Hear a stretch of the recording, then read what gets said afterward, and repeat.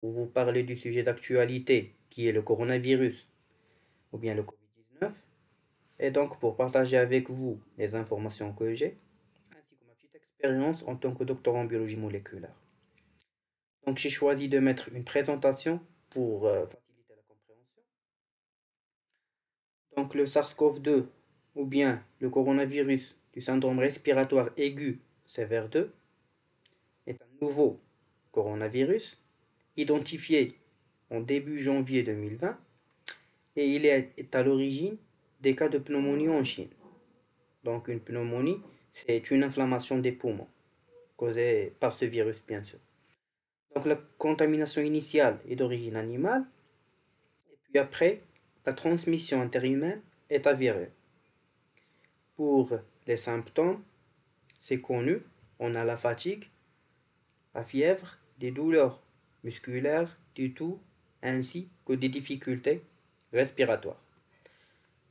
Donc, cette pneumonie ou bien cette maladie a été déclarée urgence de santé publique de portée internationale par l'OMS ou bien l'Organisation mondiale de la santé le 30 janvier 2020. Et puis après, une quarantaine de jours, le 11 mars. Donc l'OMS déclare qu'il s'agit d'une pandémie. Pourquoi?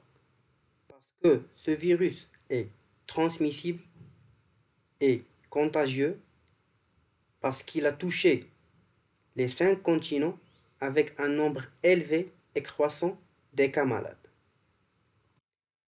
Donc, pour les caractéristiques moléculaires du Covid-19, il s'agit d'un rétrovirus, c'est-à-dire un virus ARN dont le génome est constitué d'ARN et non pas d'ADN. Donc, le cycle viral comprend une étape de rétrotranscription. Donc, cette étape est le passage de l'ARN à l'ADN complémentaire avec une enzyme qui s'appelle la transcriptase inverse. Et c'est une caractéristique des rétrovirus. Donc, l'ADN complémentaire du génome viral s'intègre dans le génome humain dans ce cas. Donc, ce génome est déjà séquencé et déterminé par une équipe chinoise. Ce génome est constitué d'à peu près 30 000 nucléotides.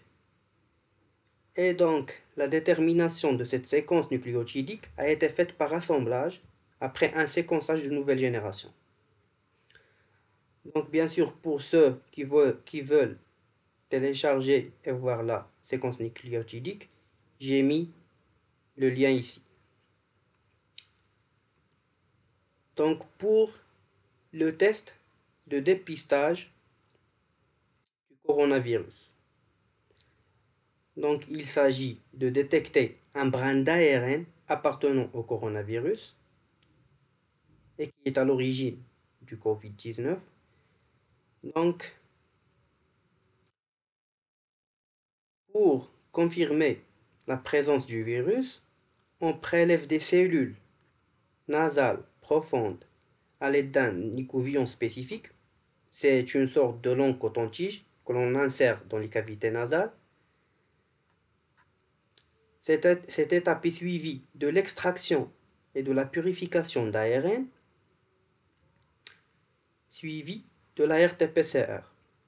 Donc pour la RT-PCR ou bien la transcription inverse suivie de la PCR, on commence par une transcription inverse. Donc c'est le passage, comme j'ai déjà dit, de l'ARN à l'ADN complémentaire, et cette étape est suivie d'une PCR en temps réel. Bien sûr, à l'aide des amorces spécifiques du fragment d'ADN viral. Donc cette PCR en temps réel permet le suivi en temps réel de l'amplification du fragment. Donc, si on a amplification, le cas est positif. Donc, il est porteur du virus. Et la confirmation de la présence du fragment viral se fait par séquençage. Donc cette étape permet de déterminer l'enchaînement nucléotidique et donc de lire la séquence base par base pour s'assurer qu'il s'agit du fragment du virus. Donc c'est toute la démarche.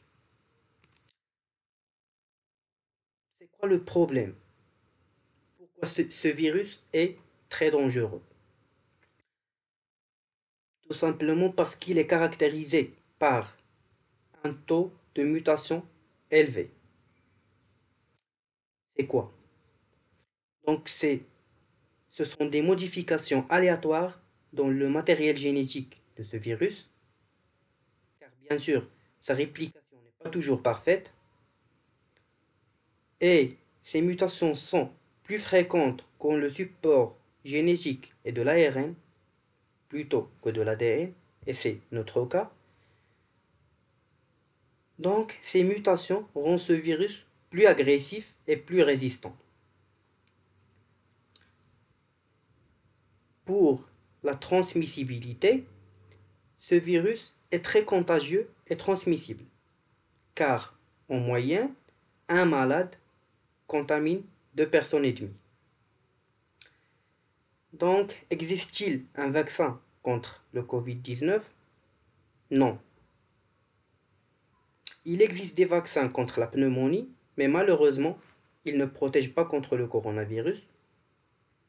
Ce Covid-19 est tellement nouveau et spécifique qu'il faut élaborer un vaccin qui lui est propre.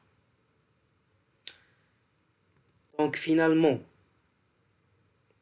il existe des gestes simples pour préserver sa santé et celle des autres face au Covid-19. Il faut se laver les mains très régulièrement avec de l'eau et du savon. Il faut tousser ou éternuer dans son coude. Il faut saluer sans se serrer la main. Et il faut surtout éviter les embrassades. Il faut utiliser des mouchoirs à usage unique. Et aussi, il faut porter un masque chirurgical quand on est malade. Surtout quand on est malade. Il faut aussi éviter toute sortie non indispensable.